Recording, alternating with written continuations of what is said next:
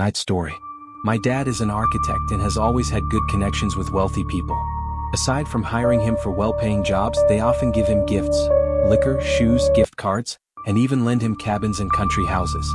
I remember once he worked with a woman who, from the very first time I saw her, gave me a bad feeling. She was a pale woman, covered in freckles, very skinny, tall, and with bulging eyes. Whenever I saw her in the living room talking to my dad, I would leave because something about her made me uncomfortable. And I wasn't the only one. My dog would get in a bad mood whenever that woman was in the house.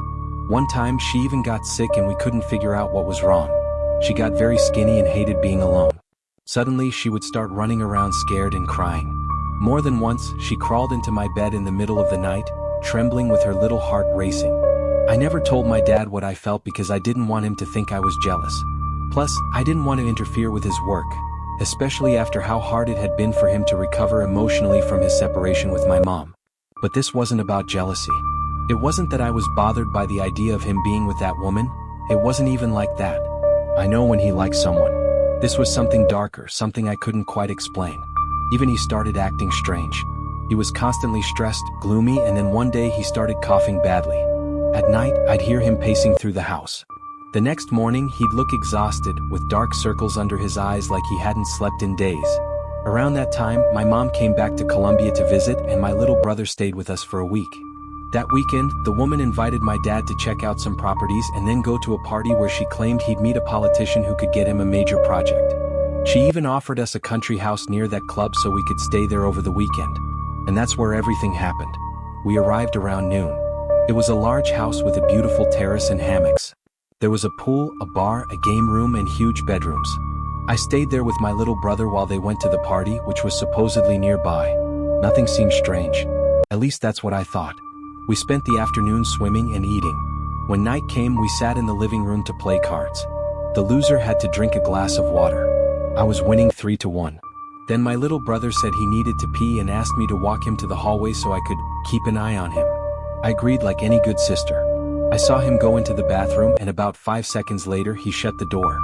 5 minutes passed and he still hadn't come out. That struck me as odd. I knocked on the door, no answer. I got worried. When he gets scared, he sometimes has anxiety attacks and faints. I looked for the keys. 15 minutes later, I found them on the kitchen counter. I ran to the bathroom and opened the door. He wasn't there. But the bathroom had a large closet where they kept towels. I opened it wide and there he was, curled up, trembling, with his little pants soaked in pee. When he saw me, he leapt into my arms and buried his face in my chest. What happened? I asked him. He pointed to the shower, but there was nothing there. Once he calmed down and drank some sugar water, he told me that when he went into the bathroom, he saw hands sliding down the glass shower door. He tried to leave, but the hallway door slammed shut in his face and wouldn't open. I told him maybe it was just the wind trying to calm him down and promised I'd protect him. I helped him bathe, we put on our pajamas and we lay down in the same bed. It was about 9 at night. He fell asleep quickly and I drifted off about an hour later. After texting my dad several times, the messages never went through because of the bad signal. We kept all the lights on and locked everything. I put on my headphones, hugged a pillow and tried to sleep. About 2 hours later, I woke up with a jolt, completely disoriented. That's when I noticed the lights were off and the door was slightly open. I tried to go back to sleep, but then I saw something, or someone, run in front of the bed and slam the door against the wall. I jumped up and saw a shadow pass through the hallway.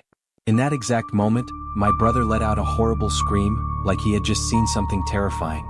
I turned on the light, and he wasn't in bed. I could hear him crying, but he wasn't next to me. He was under the bed. At first, I thought he had crawled under there on his own to hide.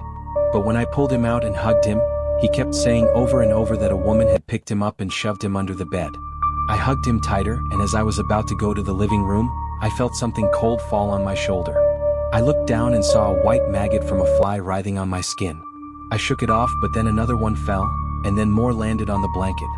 I looked up, and the ceiling above the bed was black, wet, and full of wriggling maggots. I ran to the living room, terrified, trying to call my dad again. He didn't answer. But less than 5 minutes later, we heard a car park in front of the house. It was him. He rushed inside, said nothing, grabbed us both by the arm and dragged us into the car. It was around 2 a.m. He was soaked in sweat and shaking. I kept asking what had happened, but he had a blank stare, just driving faster and faster. Eventually he pulled over at a gas station, rested his head on the steering wheel, and broke down in tears. He didn't talk about it until a couple of years later. He'd been having recurring nightmares and panic attacks. One night he finally opened up. That night he told me he had seen horrific things. He had been drugged and induced into a demonic ritual. When he came to his senses, he was sitting in a circle of people chanting in a strange language. The woman he worked for was dancing naked around a bonfire made of burned animals: horses, dogs, chickens. Next to her was a man, also naked and covered in blood, holding two black skulls in his hands. He spat a yellow liquid on them every time they bounced in his grip. He said he wasn't sure if it was all hallucinations, but in the flames he saw faces of people suffering, crying, and screaming. At one point he saw our faces, mine and my brother's, terrified. That's what snapped him out of it. That's what gave him the strength to run away. He tried to report that woman, but no one ever found her again.